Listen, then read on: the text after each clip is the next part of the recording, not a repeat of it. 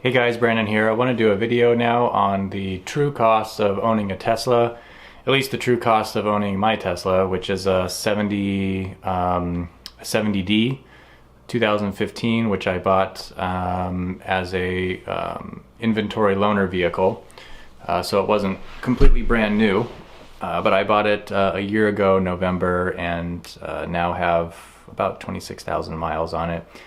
But anyway, if you're in the market kind of looking at the cost of these things, it's kind of difficult to get an idea, just sort of a real world breakdown of various just factors of that. For example, okay, I won't be paying gas, but I will be paying electricity, but is insurance higher, and what are the additional fees and all that kind of stuff. So I'm going to go through the entire cost of my vehicle, total purchase price, taxes, discounts that I got, and then monthly expenses as well.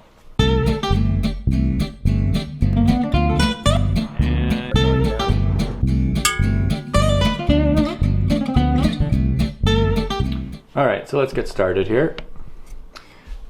This is what you'll receive from Tesla, a motor vehicle purchase agreement, if you inquire about purchasing either a certified pre-owned or an inventory loaner vehicle, which is what mine is.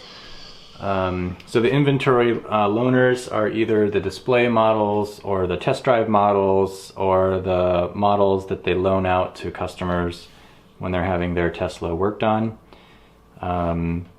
And there's a whole list of these on a website called Tesla Inventory, managed by a guy named Derek. At least I think his name is Derek. That's what it says on his YouTube page. And I'm not sure, I think he includes CPO as well as inventory, all in one giant database. Super handy if you want to go price shopping for other Teslas. Anyway, mine was an inventory loaner, so it was not pre-owned.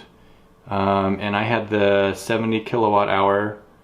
So the base price at that time was $75,000. It also had next generation black leather seats, $2,500. Autopilot was enabled at $2,500, which I wanted that because if I had to enable it after I bought the car, it would be another $500. Premium interior package, $3,000. Sub-Zero weather package, $1,000. So the subtotal was $84,000, but then there's some other fees. The destination document fee, $1,200. Transportation fee, $700. So $85,950 was the retail price of the vehicle itself. So I'm going to keep track here with these cards here. So this was that was the retail price, dock fee, transportation fee. I paid Michigan taxes because that's where I titled it, even though I bought it in Chicago. That's an additional $4,827.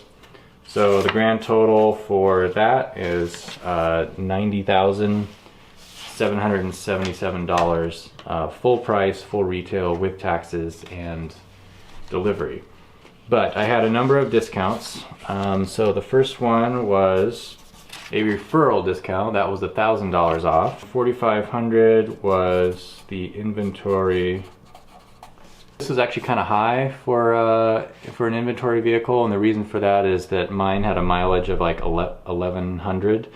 Most of them had like $300 or $400 or miles on them, so mine was pretty significantly reduced, which is nice. Basically, I got several of the options, like the Sub-Zero and the premium package, for free. Tax credit of $7,500. So that's a total of $13,000 in rebates.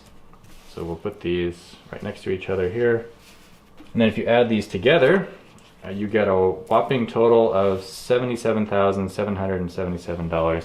That's how much it cost me to purchase the Tesla. And incidentally, a year later, I had it priced if I would, I asked Tesla how much I would get if I traded it in. To get like a hardware 2 model, and they quoted me a price of about $52,000. They said they would probably try to sell it for about $59,000, so they would buy it back for $52,000, and the cost of like not fixing it up, but I think they do some cosmetic stuff to it to make sure it's in really good condition. Also, it's pretty high mileage. I have 25,000 miles on it now, so that's pretty high. So $25,000 depreciated in the first year and a half. So that's about $1,000.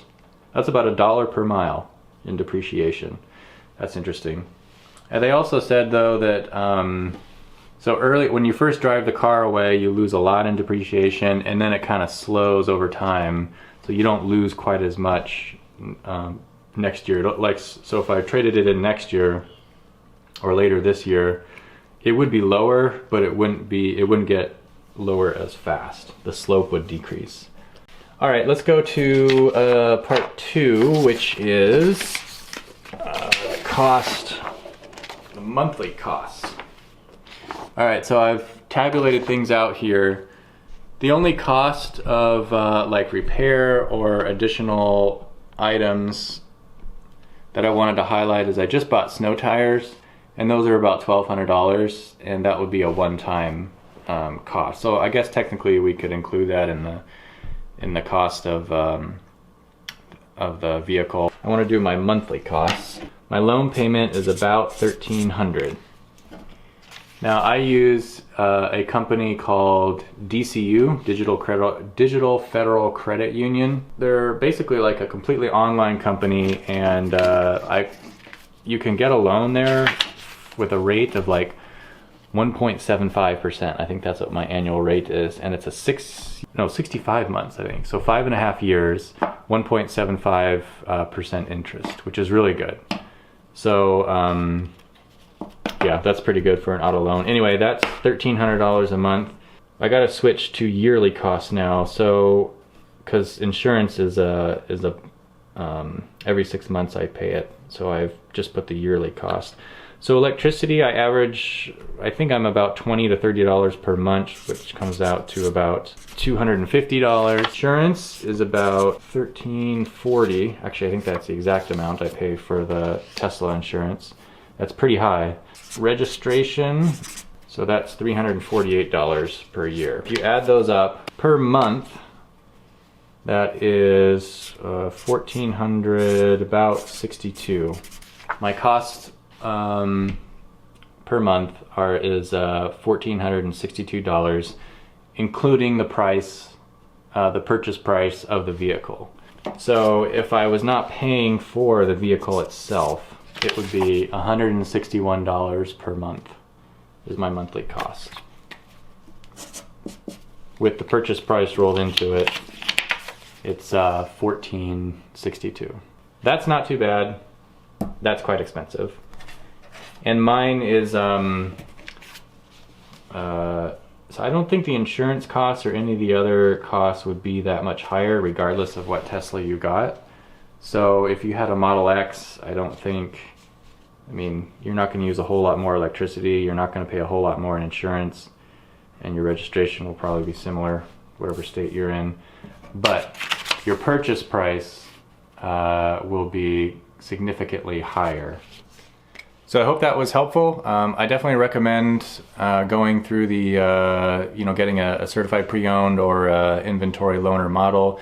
It's worked out great for me. Having a warranty is definitely something that I wouldn't want to be without, especially with something this expensive, this complex, and this new, and something that can only be repaired by, specialty people. Unless you're somebody like Jason Hughes, who can basically make a Tesla from spare parts.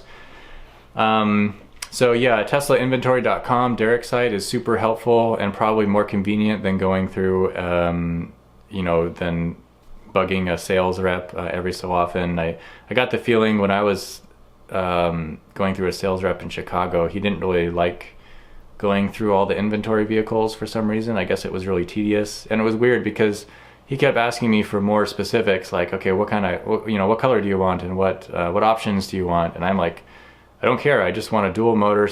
I just want a 70D with autopilot, and whatever has the biggest discount is what I want. And it was kind of hard.